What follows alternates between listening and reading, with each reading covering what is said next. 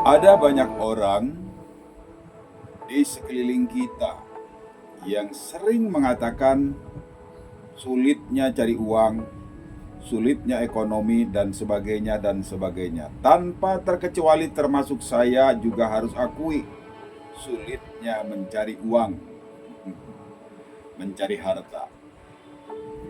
Bahwa sesungguhnya ketika kita terus belajar, dan seterusnya, maka pada akhirnya akan tembus juga dan akan ketemu dengan yang namanya uang yang lebih memadai, yang cukup buat kita. Nah, setelah sekian banyak saya belajar, ternyata memang benar segala sesuatu memang harus dengan ilmunya, ya. Kalau pengen harta yang berlimpah harus dengan ilmunya. Kalau pengen masuk surga juga harus dengan ilmunya.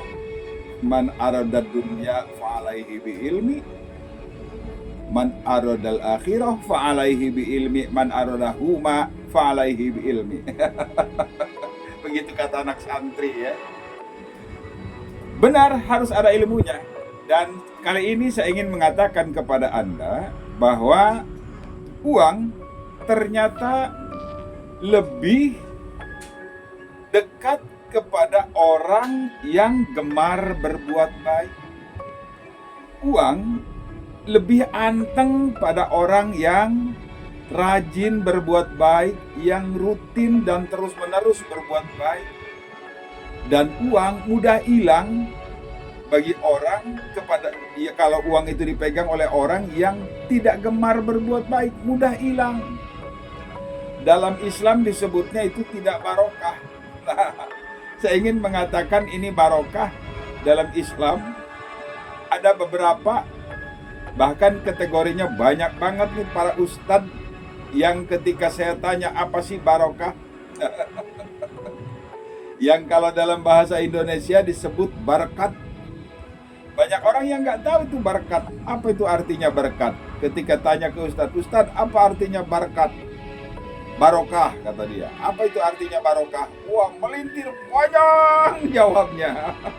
Padahal barokah itu dari bahasa Arab, ya. Dalam bahasa Indonesia disebut berkat.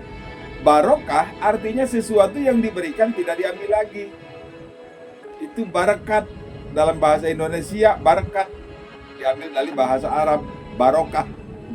Sesuatu yang diberikan tidak diambil lagi. Nah, kamu kalau dapat berkat diambil lagi enggak? Kalau enggak, itu berkat namanya. Kalau itu diambil lagi, itu bukan berkat namanya. Begitupun dalam hal milik, rezeki. Kalau kamu dapat milik, ya, milik dari Tuhan, entah itu bagaimana caranya, entah dikasih orang dan sebagainya, dapat milik 10 miliar, 1 miliar, atau 10 juta, atau 1 juta. Tapi cepat hilang, itu tidak berkat namanya, tidak barokah. Kenapa? Diambil lagi oleh Tuhan dengan cara Tuhan yang maha hebat. Nah, kaitannya dengan uang, ya, kaitannya dengan banyak uang, maka harusnya fokus pada berbuat baik sehingga dapat uangnya dengan cara-cara yang baik. Dan dengan kita mendapatkan uang dengan cara yang baik, maka uang itu akan berkah, akan barokat, akan berkat, tidak diambil lagi oleh Tuhan. Ya, sehebat apapun orang, kalau dapat uangnya tidak dengan cara yang baik, tidak barokah, diambil lagi oleh Tuhan. Oh enggak, saya 100 miliar, 200 miliar, tetap saja cara Tuhan mengambil itu beda-beda. Kalaupun ratusan miliar, tapi kan akhirnya dia tidak pakai, ujungnya dia keburu mampus, keburu mati. Nah, ini tetap saja tidak barokah, tidak berkat, begitu. Jadi carilah berkah dengan cara apa? Berbuat baik yang banyak terus-menerus. Berbuat baik, berbuat yang terbaik. Kalau kamu bekerja, bekerjalah dengan baik, dengan jujur, objektif, dan konsisten. Kalau tidak jujur, tidak objektif, tidak konsisten, percayalah tidak berkah. Mudah hilang, mudah habis duit. Begitu. Jadi, dalam poin ini saya ingin menekankan bahwa uang akan anteng, akan terus makin banyak bagi orang yang bekerjanya, yang berbuatnya, terus melakukan perbuatan-perbuatan terbaik. Sebaliknya, uang akan mudah hilang bagi orang, siapapun orangnya, yang tidak berbuat terbaik. Misalnya berbuatnya curang mulu, curang lagi, korupsi lagi. Baik korupsi kecil maupun korupsi gede. Ada banyak orang di antara karyawan-karyawan yang merasa saya nggak pernah korupsi. Mata lu nggak pernah korupsi, ngapain lu ngambil obeng dari pabrik? Saya nggak pernah ngambil obeng, ngapain lu kerja malah tidur di pabrik lu ngumpet? Itu sama saja korupsi waktu. Nah, yang hal-hal yang kayak begini ini yang nggak berasa. Harusnya melakukan kerja yang terbaik, malah ngumpet, rajin bekerjanya saat ada mandor doang, saat ada pengawas doang. Ketika pengawas nggak ada, ngumpet, tiduran, santai, dan sebagainya. Ini bukan kerja terbaik. Jadi poin saya buat Anda semua, kalau pengen beneran uang itu makin hari makin berkah, makin banyak, ya, maka lakukan yang terbaik.